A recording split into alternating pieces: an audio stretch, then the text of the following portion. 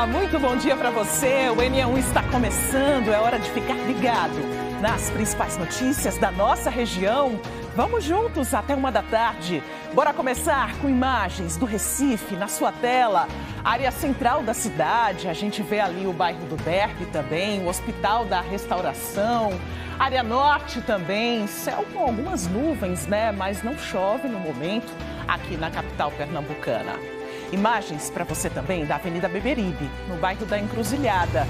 Você acompanha o trânsito de quem vai sentido centro, de carona aí com a nossa Globomoto, mostrando a movimentação bem tranquila na região metropolitana, agora que a gente está se aproximando aí do meio-dia, a movimentação do comércio. Daqui a pouco a gente vai trazer outras informações para você. E você vai ver também pessoas que tiveram chikungunya e ainda sentem dores nas articulações, estão participando de uma pesquisa da Universidade Federal de Pernambuco. A ideia é devolver qualidade de vida para esses pacientes.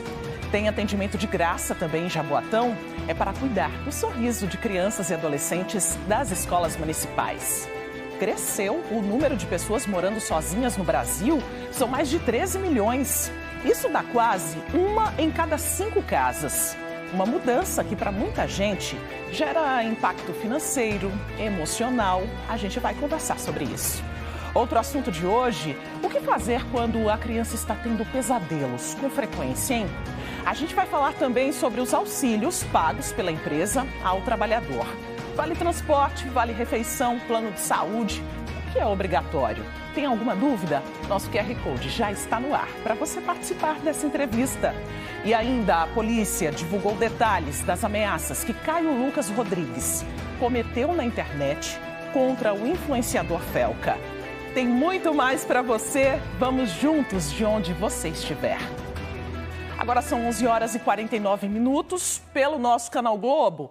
Márcio Santana enviou esse vídeo aí da rua Amambi, em Afogados, no Recife. Ele disse que o canal no fim da rua tá sujo, falta capinação, olha só quanto mato alto, né? O mau cheiro também é grande. Além da sujeira, os moradores não aguentam mais. Os ratos, baratas, mosquitos, olha só a quantidade de lixo. Quem mora na rua Amambi reclama ainda da demora da coleta, viu? Do recolhimento desse lixo que a gente está vendo aí nas imagens. E a gente agradece demais a participação. O NE1 é feito desse jeito, né? A gente está na rua Amambi com Daniele Fonseca. Ela está conversando com os moradores sobre esses problemas por aí, né, Daniele? Bom dia para você. Oi, Maristela, bom dia para você, para quem está com a gente no NE1 de hoje. São vários problemas, viu? Estamos aqui para fazer essa reportagem ao vivo. Estou com a cinegrafista Dai Santos, que está mostrando aí para vocês, primeiro, a imundice danada no canal, né? Esse aqui é o canal do ABC, que passa justamente no fim da rua Amambi, aqui no bairro de Afogados, no Recife. A gente vê restos de comida, restos de fruta, saco plástico, enfim, tudo quanto é de porcaria aí no canal. E do lado de lá, né, na margem do lado de lá, também uma montanha de lixo. Gente, não dá nem para relacionar a quantidade de coisa que tem, vaso sanitário, até lixo doméstico que acaba as pessoas colocando ali também, que não é o local para isso, não é local para lixo nenhum, né? E principalmente o lixo doméstico. Aí estou aqui com alguns moradores, deixa eu falar com Chayana.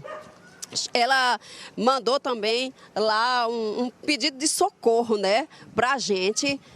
Há quanto tempo isso está desse jeito, hein, Chayana? Boa tarde. Boa tarde.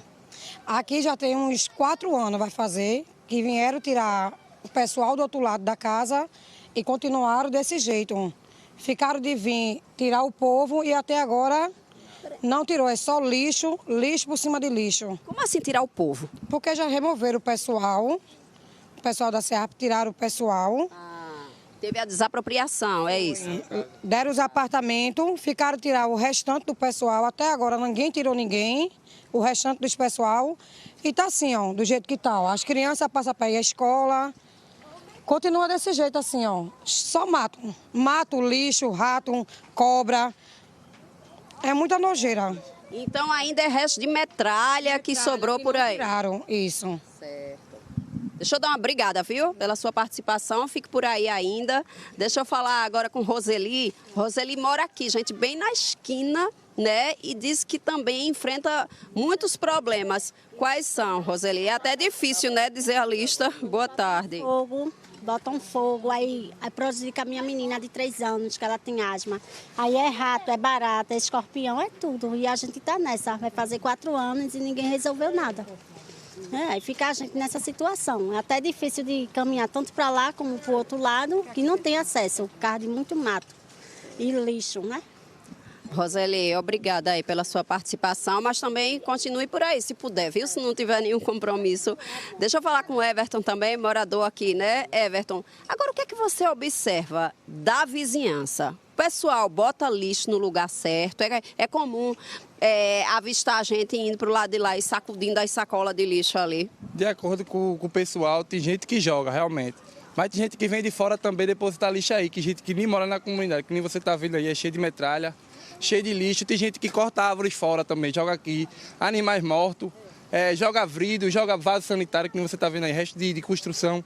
E toda vez que acontece isso, a prefeitura veio, limpou o outro lado, entendeu? O lado só que é visível, porque o lado do lado da Pedregão é visível para o povo que vem. Ao lado de cá que não é visível, o povo já deixou esse caos aqui, ó, que é tudo abandonado. As crianças vêm, transitam por aí, capaz de ser picado por um escorpião, cheio de rato, cheio de coisas que não são legais de estar aí, entendeu? Aí capaz de as crianças até se cortarem aí. Everton, valeu também, viu, pelo seu depoimento. Então é isso, pessoal, é uma área que tem muita criança, né, várias famílias e tudo isso como as pessoas falaram aqui, que vai acumulando lixo, vai sendo um criadouro de bicho, de animal peçonhento. Isso acaba entrando até nas casas e obrigando assim a população, a vizinhança a morar num local como esse. A gente volta daqui a pouco para dizer a resposta da prefeitura sobre esse assunto aqui. É contigo aí no estúdio, Maristela. E o Everton tá certo, né, Daniele? Esse local não pode servir como um depósito de lixo. É preciso haver colaboração também dos moradores aí da redondeza. Não dá para depositar tudo aí no canal. Isso gera vários outros problemas, né, que a gente acompanha em várias cidades brasileiras, inclusive, né, por causa do entupimento de tubulações. Muitos problemas também quando chove, os alagamentos e olha só a sujeira aí no canal. O poder público faz a parte dele, a gente cobra aqui, mas os moradores também precisam ajudar. Daqui a pouco, então, a gente volta com essas informações. Daniele, vamos seguir pelo trânsito, por enquanto, imagens na sua tela da Avenida Doutor José Rufino, no bairro da Estância. Em frente ao Colégio Visão, essa câmera está instalada, dá uma olhada aí como é que está o trânsito. Será que é a tua rota? No lado direito, os motoristas vão sentido Avenida Recife e Afogados. No lado esquerdo, sentido Barro e Cavaleiro. A gente observa aí a movimentação tranquila do trânsito, semáforo aberto e a movimentação aí dos carros e motos na região. Agora a Avenida Abdias de Carvalho, no bairro do Bongi, no cruzamento ali com a General San Martín. No lado direito, a movimentação de quem vai sentido Ilha do Retiro e Madalena. No lado esquerdo, sentido Engenho do Meio e Curado. A gente já observa uma movimentação mais intensa do trânsito, alguns pontos de lentidão. Agora, 11 horas e 56 minutos, as pessoas se deslocando aí para os compromissos da hora do almoço. Vamos seguir pela Avenida Agamenon Magalhães, em frente à Praça do Derby. Neste trecho, os motoristas vão no sentido Ilha do Leite, também para a zona sul do Recife, sentido Boa Viagem, trânsito fluindo por aí. Mas olha só a quantidade de carros, motos e ônibus aí no local. Vamos continuar pelo trânsito? Elvis Lopes agora mostra para a gente a Avenida Beberibe, para quem vai sentido centro. E tem uma obra aí da Compesa no cruzamento da Avenida Beberibe com a Rua da Coragem. Os motoristas precisam seguir com atenção, tá? Quem vem do Arruda em direção à Encruzilhada precisa utilizar uma das faixas da pista contrária. No local, apenas funcionários da prestadora de serviço da Compesa, que nós estamos vendo por aí, estão trabalhando, mas sem a presença de agentes de trânsito. Por isso, é preciso ter atenção redobrada dos motoristas, principalmente em horário de pico. A gente está pertinho do meio-dia, né? 11 horas e 57 minutos. Esse movimento vai se intensificando e todo mundo que passa por aí vai ter que enfrentar aí por algum período os transtornos que toda obra traz. Obra necessária, mas motivo de atenção e de alerta aí para o motorista que está passando na região. A gente está vendo esse trabalho, chama a atenção também da CTTU, né, para mandar os agentes por aí, né, para melhorar ainda mais a sinalização, a orientação no trânsito para esse motorista que está passando por aí. Vamos seguir agora com imagens de drone do nosso repórter cinematográfico Ezequiel Quirino. A gente gosta de passear aqui pelo NE1, né? O drone está sobrevoando Camaragibe, a Avenida Belmiro Gouveia, principal avenida da cidade. É a continuação da Avenida Caxangá. A gente observa a movimentação tranquila do trânsito por aí. Dia bonito também em Camaragibe, aqui na região metropolitana, sem chuva agora e trânsito livre para o motorista.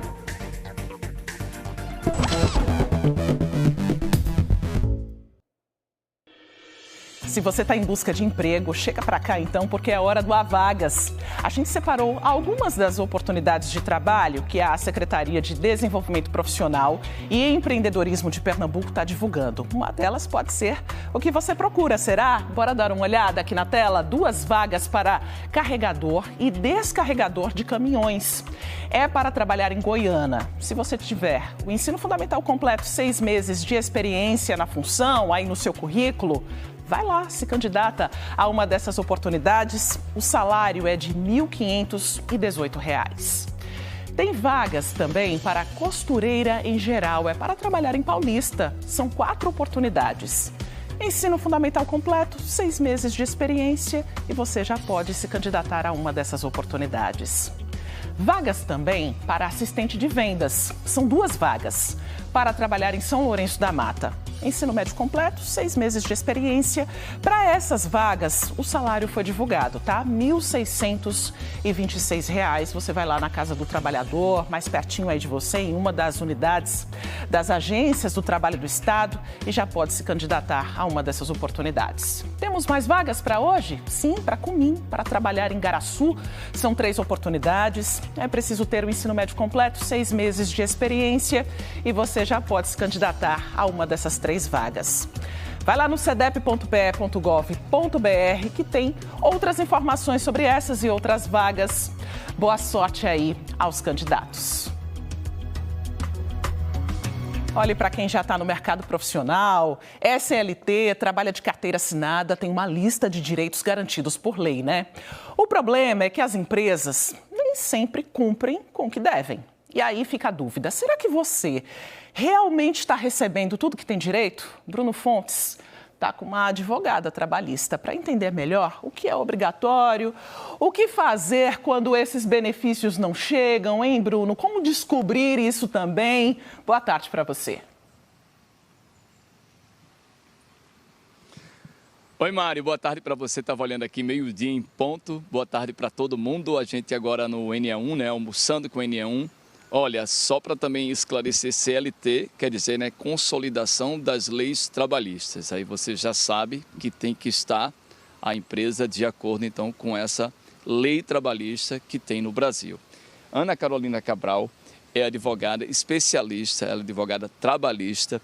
E eu estava conversando antes com ela, a gente vai logo saber os benefícios. O que as pessoas têm direito, Ana Carolina, a quem tem essa carteira assinada, que é, então, CLT. Boa tarde para você. Olá, Bruno, boa tarde todo mundo. E eu gostaria antes até de falar de benefícios, fixar 2 coisas muito importantes. Primeiro, você já falou, né, da questão do vínculo formal. É importante que do dia 1 do trabalho, a carteira de trabalho ela tem que ser assinada. Então, assim, estou em período de experiência e é por isso que eu não tenho minha carteira assinada ainda. Não.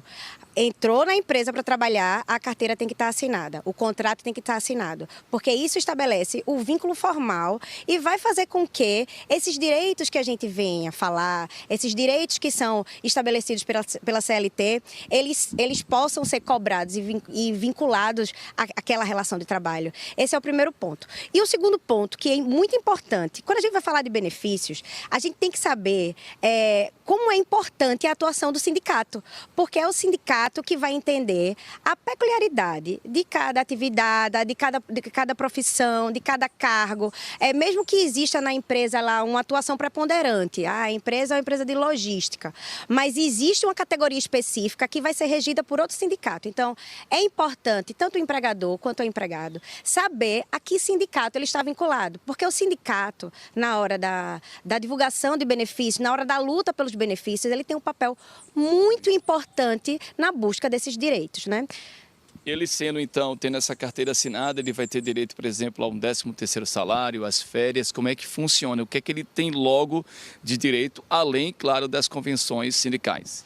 Exatamente. A CLT, né, ela já vem lá estabelecido que qual é a obrigatoriedade que o empregador ele deve cumprir. Então, lógico, quando a gente fala de remuneração, para além do salário, né? Então, você é contratado por um salário, seja ele o salário mínimo ou o salário base, que é estabelecido pelo sindicato.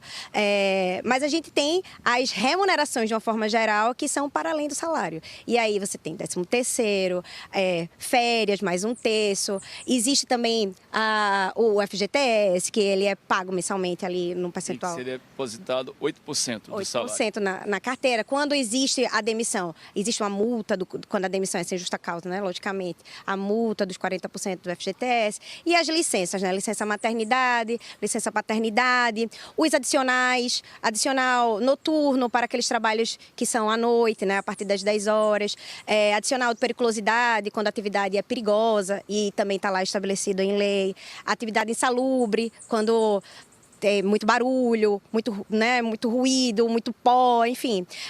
A legislação ela também vai estabelecer quando é devido esses adicionais, né? E isso, a legislação, ela fala de benefício, né? Mas eu gosto de pensar em benefícios. Obrigação, né? Exatamente.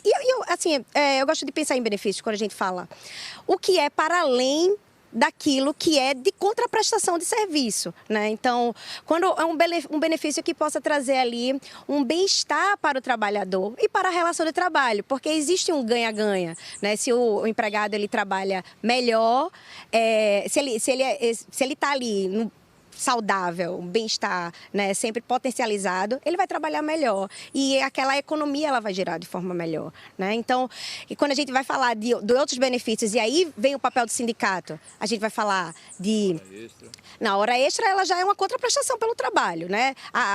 Trabalhou a mais, recebe do que foi trabalhado, mais o adicional que a convenção ela vai falar também. Pode falar. Eu só queria, para finalizar com a senhora, a denúncia pode ser feita caso a empresa não respeite aí, não cumpra com as obrigações do trabalhador. Olha, existem algumas formas. Os órgãos, por exemplo, Ministério Público do Trabalho, Ministério do Trabalho e a própria Justiça do Trabalho, que aí você precisa judicializar, né? Procurar um advogado, entrar com ação trabalhista para dizer que trabalhei e não recebi como deveria. Então, os órgãos, Ministério Público do Trabalho, Ministério do Trabalho, você pode fazer a denúncia diretamente, inclusive pode ser anônima. E a Justiça do Trabalho, por meio de um advogado, você entra com a reclamação trabalhista com esses pedidos que não foram feitos durante a relação do trabalho. Muito obrigado. Ana Carolina Cabral, advogada trabalhista. Só para a gente finalizar, faz a denúncia pode ser anônima no MTE, que é no Ministério do Trabalho e Emprego, ou então no MPT, Ministério Público do Trabalho, é só colocar lá no buscador que vai ter um acesso lá para denúncias. Maristela. Perfeito, Bruno. O QR Code do nosso Canal Globo não saiu da tela um segundo sequer durante essa entrevista. E estava todo mundo de olho, ligado aí em vocês e ao mesmo tempo, mandando mensagem, fazendo pergunta. Daqui a pouco, então, Bruno Fontes volta para responder, tá? Com a ajuda da doutora Ana Carolina. Até já, Bruno. E você acompanhou ontem aqui no NE1 o serviço para pessoas autistas na Unidade Pernambucana de Atenção Especializada em Abreu e Lima. Essa UPAE é a primeira da região metropolitana a oferecer atendimento para diagnóstico do transtorno do espectro autista. Joab Alves estava mostrando para a gente, mas a transmissão feita pela internet apresentou algumas falhas. Não tem problema, a gente mostra agora para você como vai funcionar esse serviço. Esse programa funciona da seguinte forma: o médico da atenção básica, quando ele verifica que o paciente tem algum indicativo de TEA e neurodivergência, ele encaminha o paciente através da regulação do estado para uma das unidades de UPAES. E aqui é feito o diagnóstico do paciente. Esse diagnóstico ele é realizado através de uma equipe multiprofissional, formada por neurologista, assistente social, psicólogo, terapeuta ocupacional e fonoaudiólogo. E vai ser produzido um laudo médico com a programação do tratamento. Essa documentação ela vai ser reencaminhada à atenção básica para ser distribuído o tratamento em alguma das unidades. Pode ser o CE, o CAPES ou algum outro equipamento de tratamento, tanto do Estado quanto da Prefeitura. E também será realizada, se for necessário, a interface com a educação, para que a professora da escola tenha a ciência do tratamento que o paciente está realizando. É uma população muito grande, a gente vai desafogar, vão ser efetuadas a meta contratual de 150 consultas por mês, para que a gente consiga atender aqui na região metropolitana e também em outras regiões. A UPAE de Caruaru já tem o tratamento, Carpina, Palmares, Escada e Oricuri. Não é só para criança, é importante dizer, não é só para criança. Os adultos também estão contemplados, né? O foco do programa é a criança, porque quanto mais cedo você trata, o prognóstico é melhor de tratamento. Mas o adulto também está sendo atendido nesse mesmo programa. A seguir, o NE1 vai mostrar que tem mais gente morando sozinha no Brasil e a gente vai falar como é essa mudança na vida das pessoas. O que fazer quando a criança está apresentando muita agitação na hora de dormir? Veja também, um casal levou um choque depois que um fio de alta tensão se partiu e caiu por cima deles. Olha só a imagem, eles estão se aproximando aí da casa, vai chegar esse momento, parece que ela procura algo na bolsa. Olha só que desespero. Daqui a pouco você vai ver os detalhes. E ainda está prevista para hoje a audiência de custódia de Caio Lucas Rodrigues. Ele foi preso ontem em Olinda, acusado de ameaçar de morte o influenciador Felca. A gente vai para o intervalo com imagens da nossa Globomoto, que segue pela Avenida Beberibe, sentido Arruda. O NE1 volta já, agora 12:09.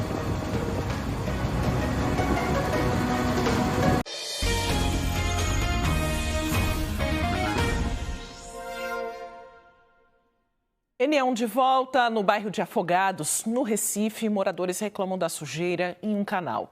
Quem mora por lá diz que falta capinação, recolhimento do lixo, que tem muitos bichos. Estamos acompanhando esses problemas hoje com Daniele Fonseca. Ô, Daniele, a prefeitura já respondeu alguma coisa para esses moradores? Quando vai fazer, principalmente, a limpeza do canal por aí? Já sim, Maristela, mas antes disso ainda tem mais reclamação, viu? Encontrei aqui com o Matheus, mora há mais de 20 anos aqui na comunidade, às margens também do canal do ABC. Há quanto tempo você vê isso desse jeito, hein, Matheus? Boa tarde. Boa tarde. Há vários e vários anos, é sempre a mesma coisa, não tem uma manutenção aqui, não vem para ajeitar. Fora se contar a altura do canal, né? Quando chove, transborda, entra nas casas. É animais, é cobra, é rato, é sapo, é tudo. E fica aquele transtorno, né? O pessoal também reclama da falta de capinação, de lixo amontoado. Isso vocês nunca veem serviço desse tipo? Vem, mas uma vez em cada ano, questão de... Demora muito, eles demoram muito para fazer uma limpeza e sem contar que quando chove, cresce mato, vem lixo, não é só lixo daqui da comunidade, fora de outras pessoas que jogam, que atulham aqui, sem contar tudo isso, né? Ah, bom. É um grande descaso. Muito obrigada, viu, pela sua participação. Vou agora aqui falar com Dona Neide, né, Dona Neide? E no caso da senhora, vive aqui nesse trecho faz muitos anos? Boa tarde. Boa tarde para todos. Desde mais de 30 anos que eu moro aqui também, nunca vi mudança. Até derrubou, aqui era as casas que tinha, né? E ficou as demais lá. Inclusive, de vez em quando eles aparecem aqui, só faz botanura na porta, dizer que a gente vai ser desativado, mas até aqui estão aguardando. Já veio paliativo aqui, limpou, tirou os entulhos, mas de limpar nada. E esse canal aqui é um problema sério. Quando chove, não escapa ninguém. Gente, deixa eu passar agora para todos vocês, e inclusive para quem está nos acompanhando, Maristela também perguntou lá do estúdio, sobre a resposta da Prefeitura, tá? A Enlurb, né, informou que foi feita aqui uma coleta de entulhos de lixo entre os dias 7 de julho e 4 de agosto deste ano. Bom, o pessoal está aqui dizendo que isso não aconteceu. Mas deixa eu passar a resposta da Prefeitura, gente, que foi nesse período, tá? E que não pôde entrar aqui um maquinário para recolher esse lixo, que essa limpeza foi feita com um trator, uma máquina, seja lá o que for, né, por aqui, mas que nesse caso específico tem que ser com a coleta manual, porque o trator deles não conseguiu passar, né? Talvez seja isso que vocês estejam alegando aí. E que a coleta de lixo, nesse momento, foram retiradas 320 toneladas de resíduos. Sobre a coleta de lixo, então, é feita sempre dia de segunda, quarta e sexta. Ou seja, o pessoal está aí botando lixo no lugar errado, né? E que também, outra informação que eles deram, foi que vão programar uma ação de acapinação aqui, né? Para tirar esse matagal. Então, dona Neide, a senhora pode marcar aí o nosso calendário. Vamos marcar o que aqui? Dia 20 de outubro, para dar esse tempinho... É um círculo aí, esse tempinho razoável. Marque aí, pronto, um X, está valendo. Para voltar e ver se daqui para lá, pelo menos eles vieram, né? Fazer essa coleta, nem que seja mesmo de forma manual. E a capinação. Então, Maristela, é isso, né? Os moradores esperam que seja esse problema todo resolvido. A gente volta contigo aí no estúdio. Limpar, pelo menos, né, Daniele? Fizemos a marcação aí do nosso calendário, 20 de outubro. Nossa cinegrafista Dai Santos, que está com o Daniele Fonseca, né? Mostrando aí pra gente de novo o canal. Sim, Dai está mostrando agora também o lixo acumulado por aí, né? E a gente viu aí com Daniele Fonseca a preocupação desses moradores por causa da sujeira, desse lixo. Muitas tampinhas, né, que acumulam água. E esse cenário atrai todo tipo de bicho, como por exemplo o mosquito Aedes aegypti, né, que transmite doenças como dengue, zika, chikungunya, que causam sintomas graves e podem deixar sequelas. A chikungunya, por exemplo, causa dor nas articulações e às vezes essas dores demoram a passar. Pesquisadores da Universidade Federal de Pernambuco estudam um tratamento inovador para diminuir as sequelas da chikungunya. Para a pesquisa, os fisioterapeutas estão em busca de voluntários que ficaram com dores nas pernas depois da doença.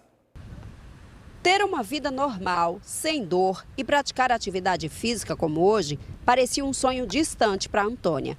Em 2021, ela morava na cidade de Barreiras, na Bahia, quando teve chikungunya, arbovirose transmitida pelo mosquito Aedes aegypti.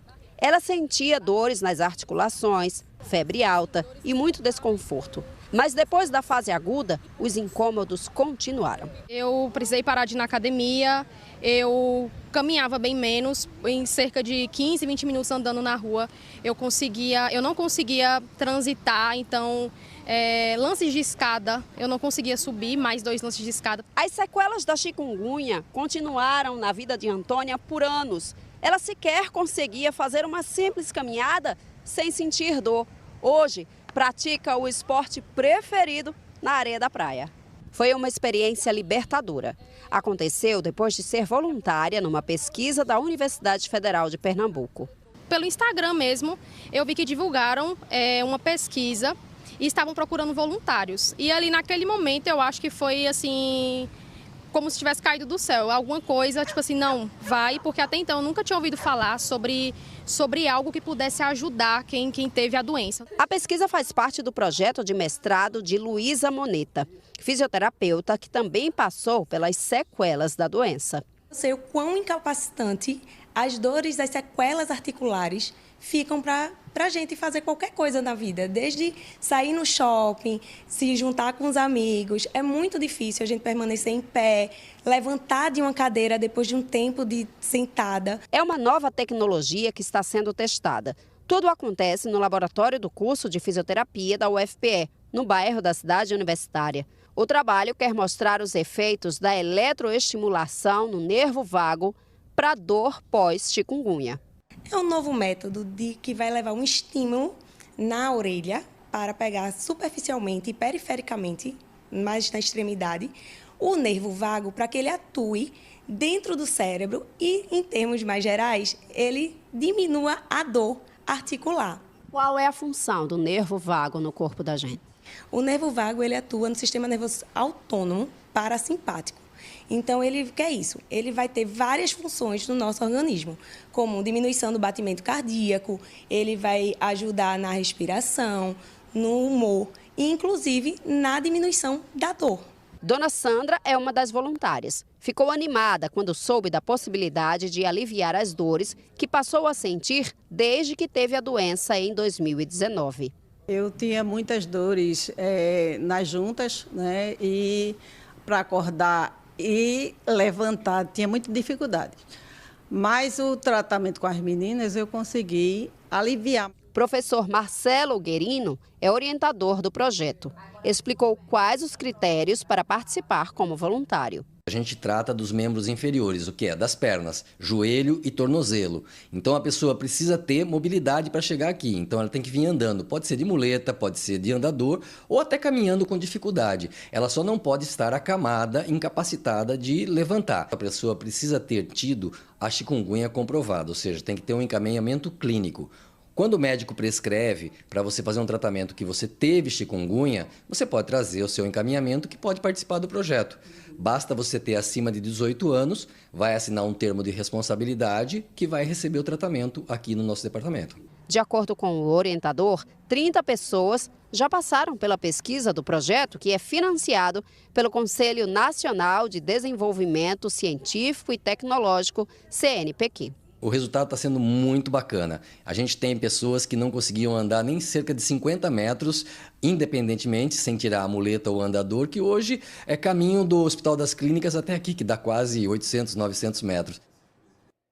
Quem quiser outras informações ou se inscrever como voluntário da pesquisa, pode mandar uma mensagem para o telefone 99517-6918, 99517-6918. Está aparecendo aqui na nossa tela. Bora seguir com informações do trânsito para você, imagens do nosso drone, imagens de Ezequiel Quirino. Agora da Avenida Caxangá, no cruzamento com a BR-101, é no bairro da Iputinga. Você observa a movimentação do trânsito por aí, no lado direito, os motoristas que vão seguindo aí sentido DERP. A movimentação tranquila agora neste comecinho de tarde, agora 12h22.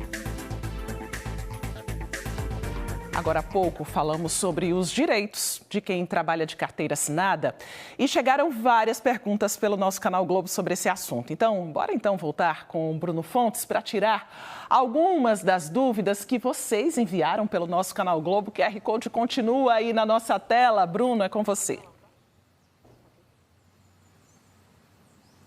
E pode enviar, tá? Eu continuo aqui com Ana Carolina Cabral, advogada trabalhista. Recebi agora da nossa editora-chefe, Kise Siqueira, muitas perguntas que estão sendo repassadas e dúvidas. Helenildo da Silva Bezerra, ele disse assim: doutora, gostaria de saber se é normal a empresa só querer pagar o ticket de alimentação após a experiência contratual. É como a gente estava falando, né, no início. Não pode, né? O pagamento de alimentação, como o de vale transporte também, o vale transporte é obrigatório. O vale alimentação geralmente vem por força de convenção sindical, né?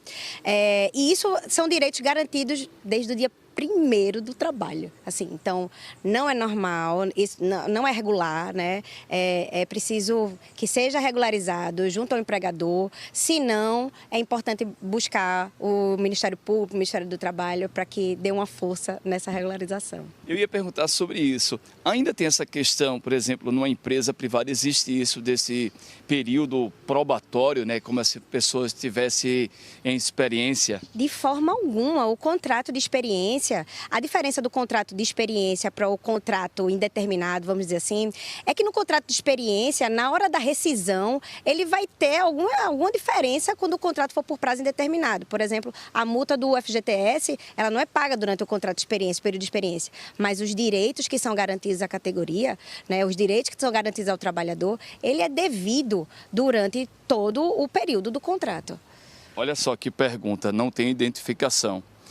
Trabalha em uma empresa e no ato do pagamento tem no valor do contra-cheque um determinado valor, mas eu não recebo o que está ali no contra-cheque. O que fazer? Olha, infelizmente eu vou lhe dizer o quanto é comum, né, essas coisas acontecerem. Acontece o desconto por alguma razão, por conta de algum benefício no contra-cheque do empregado e esse benefício de alguma forma não é repassado, né? Mais uma vez é importante buscar o RH da empresa, se não conseguir resolver isso de forma administrativa, infelizmente fazer denúncia ou judicializar. Tem uma pessoa que diz assim, eu estou de atestado médico por motivo de cirurgia e vou passar mais de 3 meses. Quem está perguntando é o Alain Arlindo da Silva Moura, da empresa onde eu trabalho. E não pago o ticket de alimentação os dias que estamos afastados. Isso é correto? Isso pode acontecer, sim, porque quando existe o período de afastamento, né, ele não está trabalhando, então supõe-se que durante esse período ele esteja em casa e ele não precise do auxílio alimentação da empresa. Então, não existe, não me parece irregular de pronto essa situação. Olha só, também tem assim, ó, estou afastado há mais de 1 ano e pago um plano odontológico pela empresa, que é descontado em folha. Eu posso continuar com esse plano, mesmo estando afastada? É Silvia Soares que está perguntando. Pode.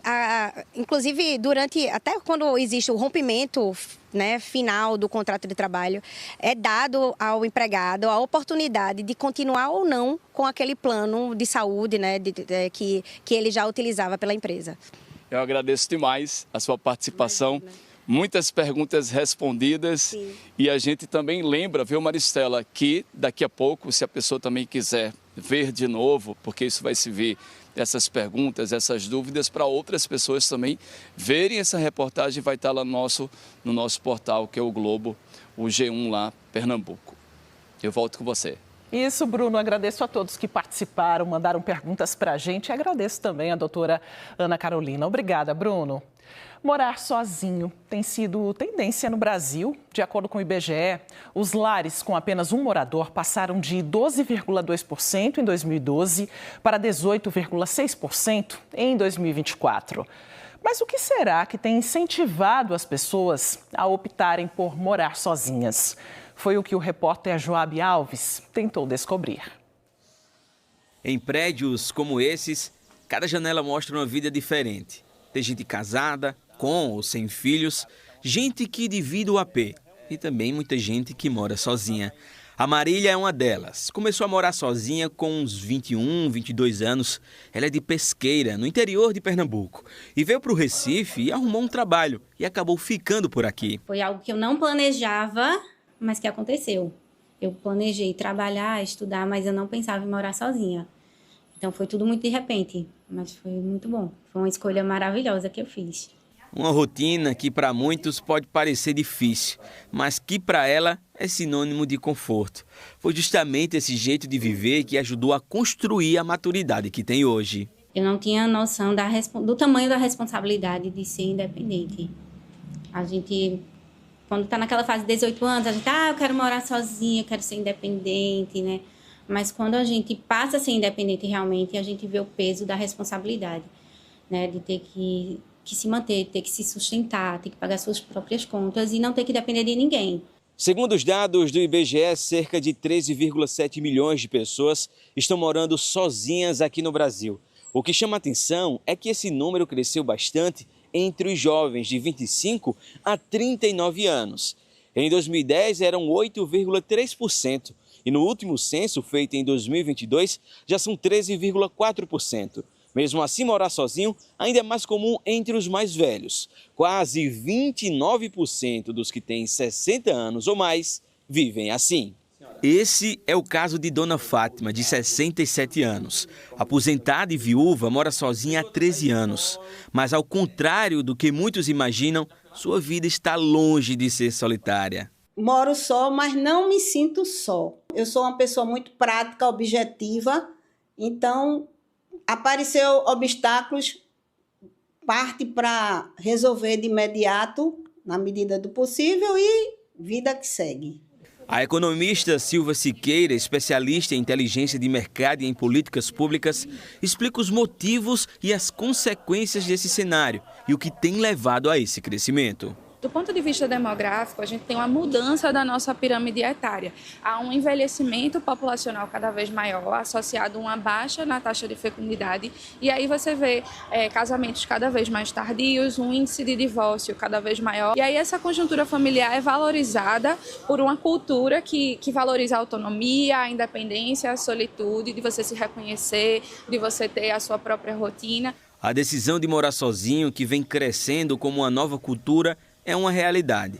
Mas ela também lembra que esse caminho traz alguns desafios para quem escolhe viver assim. Existem desafios, inclusive, impostos pela infraestrutura das nossas cidades, né? A gente tem a questão de segurança pública, a gente tem a questão de uma acessibilidade e de uma rede de apoio para a saúde, principalmente dos idosos, mas a gente também tem um mercado que está cada vez mais se adaptando a esse novo formato domiciliar. Esse novo modo de morar sozinho já faz parte da vida de muita gente, que nem pensa mais em viver de outro jeito. Porque eu sou uma pessoa totalmente resolvida, feliz comigo e com a minha vida.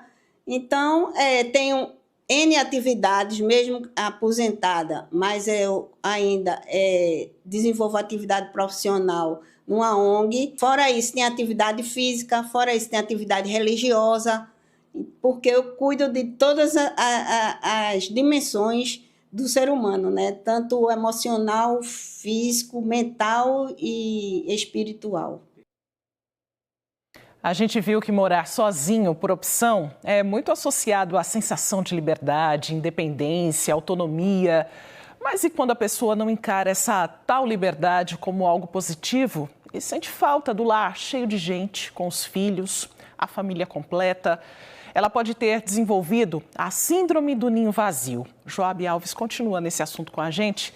Está com uma psicóloga para explicar exatamente como essa síndrome afeta principalmente as mulheres, Joab. Por quê, hein? Boa tarde. Oi, Maristela. Muito boa tarde para você, boa tarde a todos. De uma forma bem objetiva, seria pelo cuidar. Uma prova disso é que a síndrome acaba afetando muitas mães quando os filhos saem de casa. Aqui a Aline Campelo está com a gente para a gente bater esse papo, ela que é psicóloga. Aline, o que é que a ciência diz em relação a isso? Boa tarde a todos. A síndrome do ninho vazio, ela representa um estado emocional que os pais, e na sua grande maioria a mãe, né? Por que a mãe? Por que a mulher?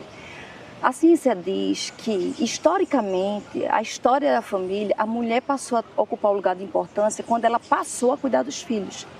Então, a vida inteira, dentro da história da família, a mulher está no lugar de cuidadora, que até hoje está presente nos momentos atuais. Então, na hora que esses filhos saem de casa, por trabalho, por estudo, por qualquer que seja a situação, por casar, ela sente, dá esse vazio.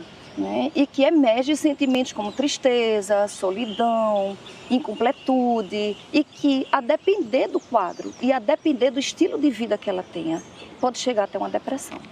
A síndrome do ninho vazio é muito claro o principal sintoma, que é o vazio. Mas quando as pessoas que estão acompanhando agora o NE1 devem procurar ajuda, e quais são os sintomas? Isso. É super importante a pessoa validar o que está sentindo, né? Se está sentindo aquele vazio, aquela angústia, porque os filhos saíram, por que não procurar uma ajuda? Por que não conversar sobre isso? Por que não validar esse sentimento? Né? E entender que faz parte do processo. São ciclos que a vida traz. Né? E uma forma muito importante de como ajudar, né, é buscar um novo estilo de vida. Assim, buscar novas amizades, criar projetos profissionais, se inserir novamente numa vida social que por muitas vezes se isolou para cuidar dos filhos. né? Então é tão importante a pessoa ressignificar a vida, redesenhar a história de vida, para que possa entender com leveza, né, essa saída dos filhos. Aline, esses sintomas se agravando, pode gerar uma depressão? Sim, é muito comum, né? Porque é a sensação, às vezes, até de abandono. A mãe se sente abandonada por esses filhos, que na verdade não é, né? Porque aquele vínculo, muitas vezes, é de dependência, não só dos filhos com a mãe, mas as mães com os filhos. Elas dependem da sua rotina, da sua vida, do seu propósito de vida, cuidar dos filhos. Na reportagem que foi exibida agora há pouco, a gente mostrou que o público 60+ é que tem buscado morar sozinho. Tem alguma explicação para isso? Tem sim, né? Às vezes é o divórcio, você está sozinha ou sozinho, né? Os filhos já estão tudo crescido, construída a vida, né? Então é natural que aquelas famílias que estavam compostas, às vezes numerosas, elas começam a ser, às vezes é perda, viuvez, né? Então é natural pelo ciclo da vida e se isolando mais, né? Nem se isolando, na verdade ficando sozinho, que não necessariamente precisa se isolar. Aline, muito obrigado pela conversa aqui com a gente. Aline Campelo, vai estar essa reportagem no Globoplay, você pode conferir, daqui a pouquinho vai estar lá na plataforma, um assunto tão importante, né, dessa síndrome. Eu volto com você no estúdio, Maristela. Conversa boa por aí com a Aline, né, Joab? Agradeço demais a participação. E olha, quem não está nesse contexto, né, de morar sozinho, que Joab Alves estava falando agora, enfrenta outros desafios. Para quem tem filhos pequenos, às vezes falta tempo, para descansar. E a noite, que deveria ser para o descanso, nem sempre é tranquila. Existem alguns transtornos que afetam o comportamento durante o sono, que incluem pesadelos, sonambulismo, bruxismo, quando a criança aperta e range os dentes, sabe? Acontece na sua casa? Natália Dielu está com uma neuropediatra. Tem como tratar na infância para não chegar à fase adulta com as mesmas dificuldades, Natália? Boa tarde.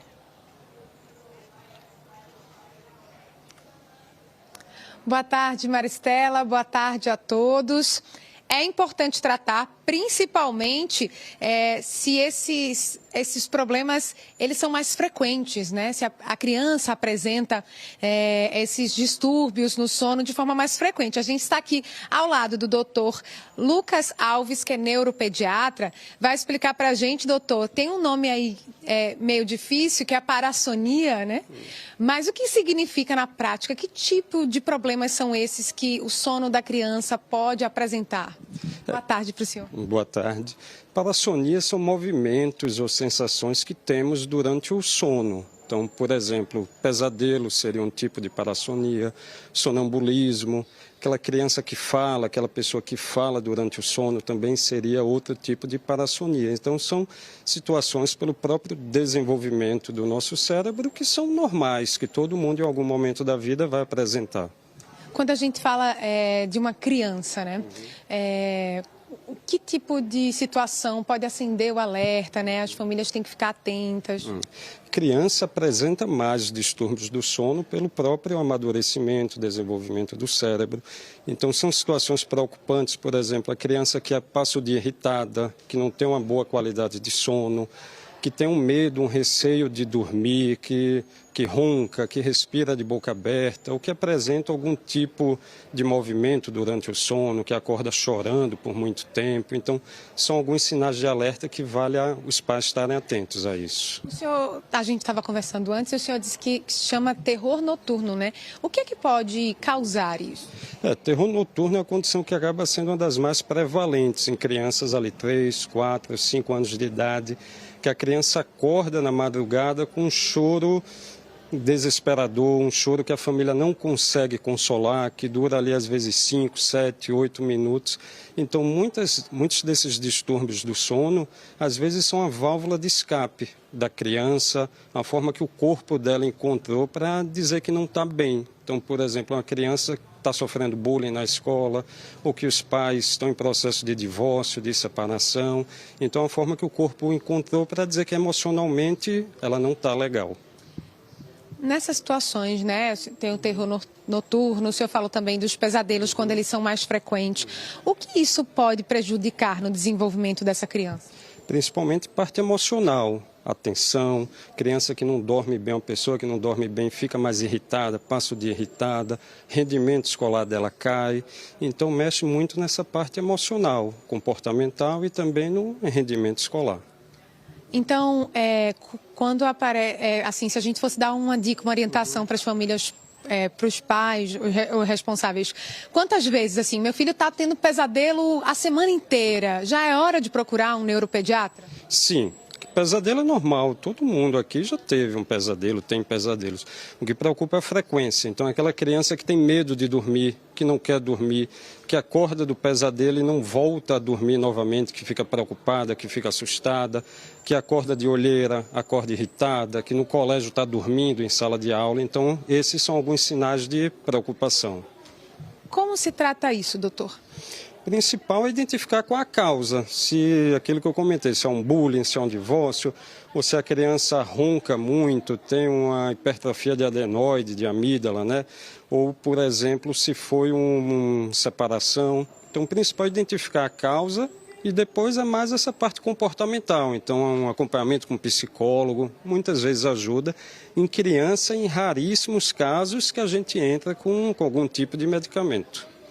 E a higiene do sono, outros hábitos podem ajudar a trazer um sono de mais qualidade? Fundamental. Uma criança, por exemplo, 2, 3, 4 anos de vida, ela passa metade do dia dormindo. É para ela dormir 11, 12 horas por dia, né? Então, por exemplo, a família, todo horário, sempre no mesmo dia, então, dar um banho antes de dormir, fazer uma refeição mais leve, apagar a luz, abaixar a luz, contar uma história, rezar. Então, tudo isso faz parte, e não esperar a criança ir para a cama pelo horário dela, né? Cabe ao pai ou à mãe impor esses horários. Você estava me dizendo que sono é um hábito, a gente tem que ensinar essa criança. Exato, o hábito aprende. Então, a pessoa que acorda todo dia às 6 da manhã para trabalhar, no final de semana ela quer acordar mais tarde, mas imagino que acorde mais cedo, então se aprende. Tá certo, doutor. Muito obrigada, viu, por essas informações. A gente volta com você, Maristela. E se for necessário, busque ajuda especializada, né, Natália? Bora seguir pelo trânsito, agora 12h41, com imagens para você da Avenida Norte, no bairro da Encruzilhada, no cruzamento ali com a João de Barros. No lado direito, a gente observa a movimentação dos motociclistas que saíram agora, sentido Rosarinho, Mangabeira, e no lado esquerdo, sentido Espinheiro e Santo Amaro. Agora a Avenida Conselheiro Rosa e Silva, no bairro dos Aflitos. No cruzamento ali com a Santos Dumont, neste trecho os motoristas vão no sentido Parnamirim, Casa Amarela, Casa Forte. E aí a gente observa uma movimentação muito intensa do trânsito neste horário, agora que a gente quase está se aproximando aí da 1 da tarde. As pessoas seguindo para os compromissos, muitas escolas também aí nessa região. Avenida Boa Viagem, agora na nossa tela, bora passear pela zona sul do Recife, no bairro do Pina. A gente observa que neste ponto os carros vão no sentido aí Brasília Teimosa, Largo do Cabanga, tem uma obra acontecendo por aí, mas o trânsito está livre, uma pessoa atravessando ali na faixa, mas o semáforo está aberto para os carros, então é preciso ter bastante atenção. A Justiça determinou, agora há pouco, a prisão preventiva de Caio Lucas Rodrigues dos Santos. Ele foi preso ontem em Olinda, acusado de ameaçar de morte o influenciador Felca. Felca denunciou no início deste mês casos de exploração sexual de crianças e adolescentes nas redes sociais. A polícia divulgou os detalhes dessas ameaças e de outros crimes cometidos por Caio na internet. Com a ajuda da Polícia Civil de Pernambuco, policiais da Delegacia de Crimes Cibernéticos de São Paulo prenderam na cidade de Olinda, em Pernambuco, Caio Lucas Rodrigues dos Santos. Caio, tenta nada, mão pro alto. Polícia, que é o DEIC de São Paulo, DEIC Cyber, você está preso. No computador dele, os investigadores confirmaram que Caio tinha acesso à plataforma da Secretaria de Defesa Social de Pernambuco. Ele confessou, inclusive, que tinha acesso a todos os sistemas das polícias do Brasil, sistemas do Poder Judiciário, sistemas de mandado de prisão, conseguindo, inclusive, inserir informações de mandado de prisão de qualquer indivíduo, qualquer inimigo, pessoa que fosse inimiga do grupo. Ele não apenas confessou, como também tinha elementos no computador dele comprovando essa invasão. conseguiam sim criar malotes falsos, inclusive com mandados de prisão. Eles utilizavam essas informações também para abertura de contas com qualquer cidadão, abertura de compras para lavagem de dinheiro, para recebimento de pagamentos, para justamente propagar ameaças a qualquer pessoa que ameaçasse o grupo, como eles se sentiram ameaçados pelo que o influenciador fez, acabando ali com aquela cadeia de combate de pedofilia que ficava utilizando-se da rede Instagram. Caio Lucas Rodrigues dos Santos é apontado pela polícia de São Paulo como a pessoa que enviou e-mails com ameaças de morte ao influencer digital Felipe Bressamim Pereira, também conhecido como Felca. As ameaças foram feitas depois que Felca denunciou a exposição e a exploração de crianças e adolescentes nas plataformas digitais no começo do mês. A maioria das visualizações, likes e seguidores é composto quase que todo de pedófilos. O vídeo de Felca com as denúncias já tem mais de 48 milhões de visualizações. Após a publicação, o Disque 100, canal do governo para denúncias de violações de direitos humanos, registrou mais de 1.000 ligações. Já a organização não governamental SaferNet teve um aumento de 114% nas denúncias recebidas sobre pornografia infantil em redes sociais. Na decisão que determinou a quebra do sigilo do usuário que enviou os e-mails intimidadores para a Felca, a Justiça Paulista destacou as ameaças de morte. Prepara para morrer, você vai pagar com a sua vida. E você vai morrer, se prepara para a sua vida, você corre risco e vai pagar com a sua vida. A decisão também destacou que o usuário fez falsas acusações de pedofilia contra a Felca. É um grande oportunista. Na verdade, o que ele busca, ele fala que ele não faz programação, de fato ele não programa. O que a gente vê é que ele consegue colher algumas informações privilegiadas e daquilo ali faz uma oportunidade de vender um negócio. Informações sensíveis, que a gente viu que ele conseguiu fazer levantamento em bases de dados estatais e outras informações, ele cobrava um valor considerável. Essas pessoas, obviamente, que contrataram o serviço vão ser investigadas. Qual é o interesse dessas pessoas, é claro, por que eles querem informações de bases de dados não só estadual, mas de bases de dados federais também. Tudo isso vai ser objeto de investigação, além dos demais crimes que ele está sendo investigado também no estado de São Paulo. Junto com Caio Lucas Rodrigues, a polícia prendeu em flagrante Paulo Vinícius Oliveira Barbosa. Paulo também teve a prisão em flagrante convertida em prisão preventiva. Eles vão responder pelo crime de invasão de dispositivo informático. Os dois suspeitos serão levados para o hotel, onde permanecerão presos. Nós não conseguimos entrar em contato com a defesa dos presos. Um fio de energia despencou de um poste e atingiu um casal na frente de casa, no bairro do Pina. A reportagem está no G1 Pernambuco. Uma câmera de segurança registrou o momento.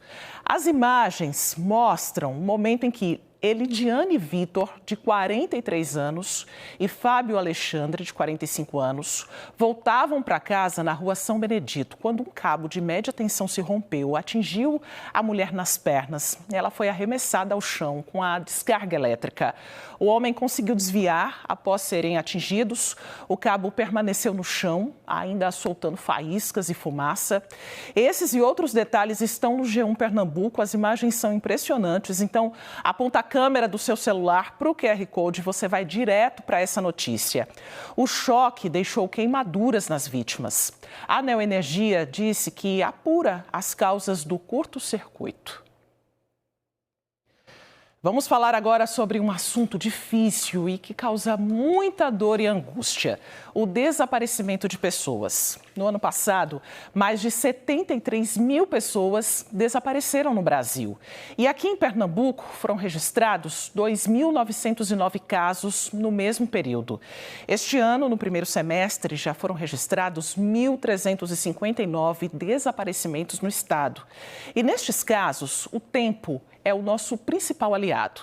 O repórter Bruno Fontes está na Delegacia de Desaparecidos de Proteção à Pessoa no bairro do Cordeiro, com uma representante, para falar exatamente com a delegada, Bruno, para falar exatamente como nós devemos agir nesses casos, Muito já foi dito que é preciso esperar algum tempo, 24 horas, para fazer essa comunicação, mas isso não existe mais, Não tem nada disso. Eu estou aqui na Delegacia de Desaparecidos e Proteção à Pessoa, como você disse, mas que as pessoas entendam que essa localização é dentro aqui. Nós somos um Departamento de Homicídios e Proteção à Pessoa, o DHPP. E dentro também tem a Delegacia de Desaparecidos e Proteção à Pessoa. A delegada-chefe, a doutora Tereza Nogueira, está aqui com a gente. O que a gente observa muito, Maristela, e todas as pessoas que estão em casa, é muito triste. Assim, quase que diariamente as pessoas abordam a nossa equipe de televisão pedindo ajuda para encontrar um pai, um irmão, o marido, que está desaparecido há bastante tempo, ou então recentemente. Delegada, obrigado por estar aqui conosco. Uma boa tarde para a senhora. Maristela já foi logo perguntando, antes as pessoas assim, não, tem que esperar 24 horas. Não tem isso, não é? Assim, desapareceu, já pode procurar a delegacia. Boa tarde a todas e a todos. Sim, Bruno, de fato, após o desaparecimento, a pessoa ou familiar já deve procurar uma delegacia. Eu costumo dizer que a gente exige um mínimo de razoabilidade para isso, ou seja, não é só porque ela acabou de se atrasar para chegar num compromisso que você já vai procurar a delegacia. É importante fazer contato com o destino, fazer contato com familiares, com amigos e aí sim, não se tendo a localização dessa pessoa, procurar a delegacia mais próxima para registrar o boletim de ocorrência. Vamos dizer assim, passou daquela rotina que ela chega em casa, sei lá, 6, 7, meia-noite, 1 da manhã, 2 da manhã, não consegue falar, então ela já vai saber que aquilo pode ter acontecido alguma coisa grave. Você falou a palavra mágica, tudo que foge da rotina. Ou seja, se a pessoa já tem aquele hábito de passar o final de semana fora, sexta-feira, sábado, e isso acontece, nada fora do normal. Porém, se aquela pessoa tem uma rotina metódica de cumprir horários, de chegar e sair sempre nos mesmos horários estabelecidos, isso foge da rotina, de repente isso não acontece, vale a pena sim ligar para o destino, ligar para amigos, familiares e procurar a delegacia circunscricional mais próxima, no caso de ocorrência fora da cidade do Recife. E, delegada, acontece também assim, a senhora estava me explicando de muitos casos de idosos, né? Idosos, crianças, pessoas que têm problemas com drogas. Existe também esse padrão que vocês já identificam aqui na delegacia? Sim, nem sempre o desaparecimento, minha gente, tem um fundo criminoso. Às vezes acontece, por exemplo, de uma pessoa idosa que já está ali apresentando uns lapsos de memória ser acometida de um mal súbito, por exemplo, no meio da rua. Ou uma pessoa envolvida com drogadição ter também um mal súbito no meio da rua e um desconhecido prestar o socorro. Muitas vezes essa pessoa não está com um documento de identidade e aí termina sendo acionado o SAMU e dando entrada no sistema de saúde como pessoa desconhecida. Dessa forma, vocês conseguem até identificar. Agora, a senhora estava me dizendo um serviço muito importante, que é a coleta de DNA. Eu queria que a senhora explicasse isso, que também ajuda a encontrar pessoas desaparecidas.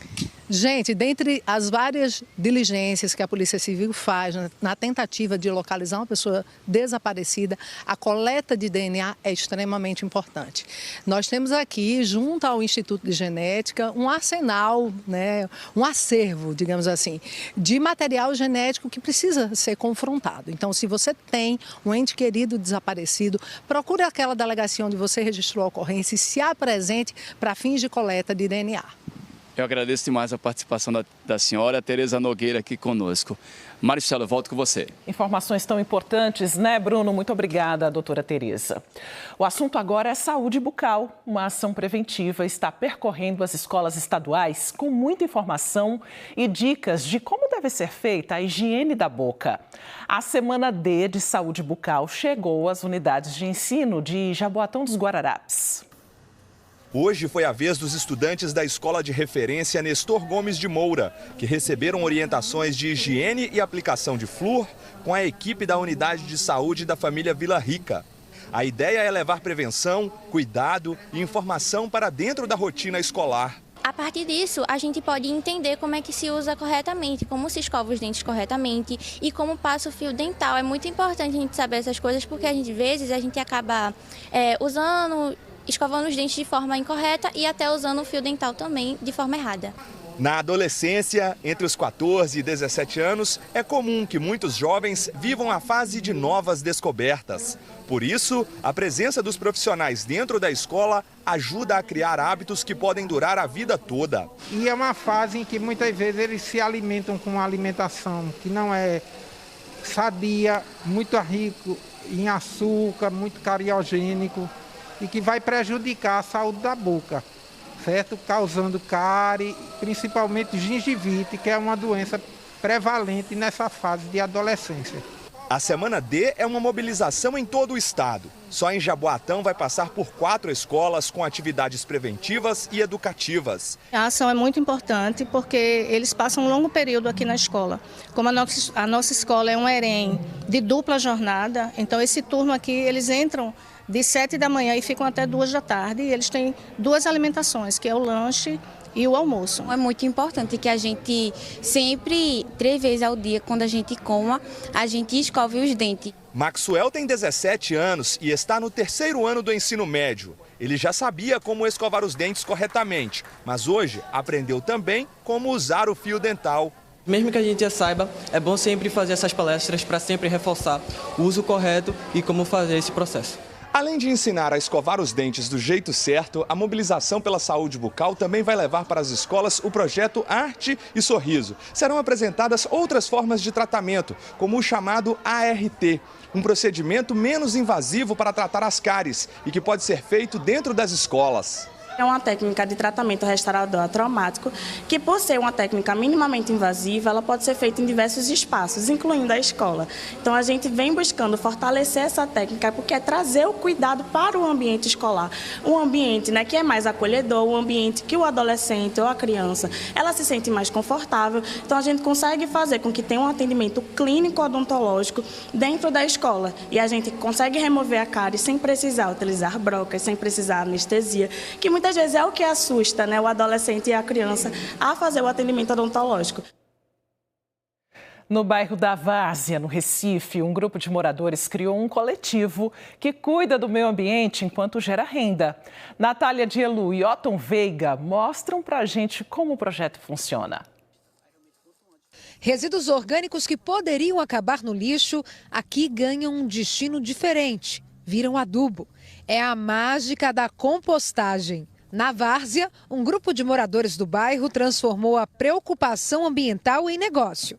O coletivo Várzea Composta recolhe resíduos de restaurantes e cafés da região e dá um novo destino a eles.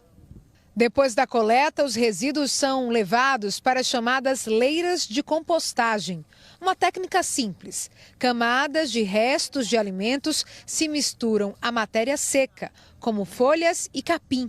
É aí que entram os micro-organismos, como fungos e bactérias, junto com os macro-organismos, como minhocas e imbuás, que são os responsáveis por transformar o que seria lixo em adubo.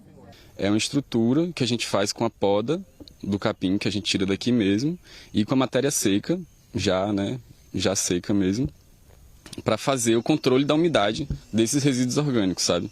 Porque é a partir disso que a gente consegue fazer com que a decomposição deles aconteça da melhor forma, assim, com o controle da umidade, intercalando matéria seca e matéria orgânica. Eu estou aqui com Dornilo e Vinícius, né, que são da equipe da Várzea Composta. E a gente está diante de uma leira, né, Vinícius, que já está aqui há mais de 3 meses. Está quase pronto esse processo. Isso, está quase pronto. A gente deixa ela mais um mês descansando, né, para poder fazer a coleta e finalizar o processo do adubo. E como é que é ao longo desse tempo? Vocês passam um tempo alimentando, né? Isso, a gente alimenta ela durante 3 meses, revira, né, a leira ali constantemente e depois dá esse mês de descanso, né, para os micro-organismos poderem decompor toda a matéria orgânica. Ô Danilo, a matéria orgânica não está mais visível, né? Não, porque como o processo de decomposição, ela se decompõe e vira tudo uma matéria mais orgânica, mais assim, arenosa, né? Aí a gente faz o adubo. Após o descanso nas leiras, o material é peneirado aqui, de forma manual. Depois, o adubo é embalado e está pronto para chegar às feiras e fortalecer o trabalho do coletivo. A importância é a gente trabalhar com a questão do impacto, né? Principalmente na Mata da Várzea, que a gente está fazendo assim a diferença de cuidar da região e também gerar geração de renda, né? Economia circular, que é uma coisa nova e também uma coisa gratificante. Você está cuidando da natureza e está gerando renda para você. Essa iniciativa nasceu do programa Territórios Regenerativos, uma formação gratuita que oferece capacitação em agroecologia urbana, economia regenerativa e inovação social. O Territórios Regenerativos é um programa de incentivo ao empreendedorismo social, ou seja, a gente quer que as pessoas que empreendam nesse território da várzea entendam que eles podem empreender, ou seja, buscar renda ao mesmo tempo que causa impacto socioambiental. Então é um programa de desenvolvimento territorial, por isso que a gente foca tanto aqui no bairro da várzea, para que a gente possa impulsionar uma economia de impacto aqui no bairro. O programa também beneficiou o Centro de Saúde Alternativa da Várzea, o CESAV. O centro foi fundado por Dona Elza, que aos 80 anos cultiva o saber ancestral das ervas medicinais, com a produção de fitoterápicos e medicamentos naturais. Que não parem nunca mais com esse projeto, porque está ajudando muita gente. A senhora fica emocionada por quê? Mas é porque eu estou satisfeita de estar vendo a juventude, né, colaborando com isso. Que o nosso produto precisa disso, de gente jovem, também mais jovem, para seguir com o nosso projeto. Maria entrou para o projeto há 2 anos. Ela se inspira em Dona Elza e celebra cada etapa do trabalho que tem transformado a vida dela e de outras mulheres. Eu estava passando por um problema pessoal, né, com meu filho que tem TDAH em casa e o TOD. E nisso, quando eu me encontrei com esse grupo, né, vim para cá, comecei a trabalhar com as meninas, a gente faz reunião, né, de 15 em 15 dias, porque a gente vende os produtos da gente e ajuda na renda. Legal, né? Agradeço demais a sua companhia. O NE1 volta amanhã, o nosso almoço, então já está marcado. E claro, você pode rever e compartilhar as reportagens a qualquer hora no Globoplay. Uma ótima tarde para você. Fique agora com o Globo Esporte.